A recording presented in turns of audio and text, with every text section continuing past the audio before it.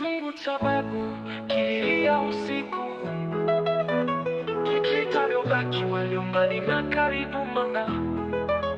Manga lichomoza kama moshi wa zamani, wajukuu wakaota ndoto wakazunguka baharini. Alipoaga babu, mvua ililia, chungu chake kikabaki kwenye kona ya jiko la nia, kikitoa harufu ya muda ya karafuu na jasho, kikiwa kimenyamaza lakini roho bado macho. Wajukuu walikusanyika, kila mmoja na matumaini.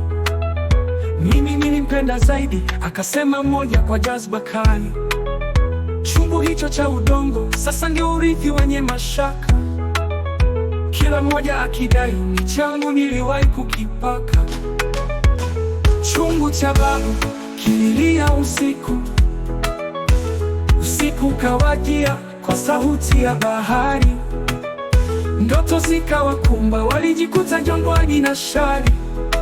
Mmoja akawa samaki, mwingine kivuli la mchanga, wote wakisikia sauti, urithi si mali, ni dhamana. Mwingine akaona mlima na chungu juu yake kimewekwa, kikizungukwa na simba, tai na ngoma zilizopikwa. Akasikia babu akisema kwa sauti ya upepo, msigombe udongo wangu, tafuteni moyo wa upendo, wa upendo, wa upendo. Chungu cha babu kililia usiku, usubuhi walipokutana, kila mmoja na hadithi. Ndoto zilifanana, chungu na siri zisizoficha. Walielewa urithi si chombo, bali ni jadi na hekima. Chungu kilichokuwa kimya kilianza kutoa aroma, wakakitupa majini, si kwa hasira bali kwa heshima, kama ishara ya kuacha mabishano na kufuata amri ya mila. Na bahari kakimeza popole kama mama, na upepo ukasema, sasa mmejifunza thamani ya familia. Chungu cha babu kilia usiku, kilichotafuta warithi wa roho, si wamiliki tupu. Wajukuu walikoma kugombea udongo wa dunia, wakarithi urithi wa kweli, upendo, heshima na njia.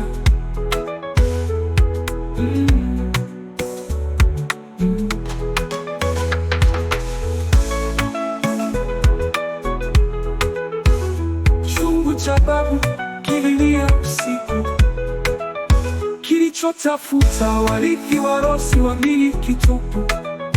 Wajukuu walikoma kugombea udongo wa dunia, wakarithi urithi wa kweli, upendo, heshima na njia.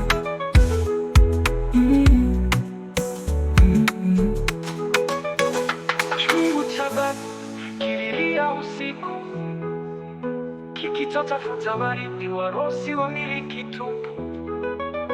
Wajukuu walikoma kugombea udongo wa dunia, wakarithi urithi wa kweli, upendo, heshima na njia.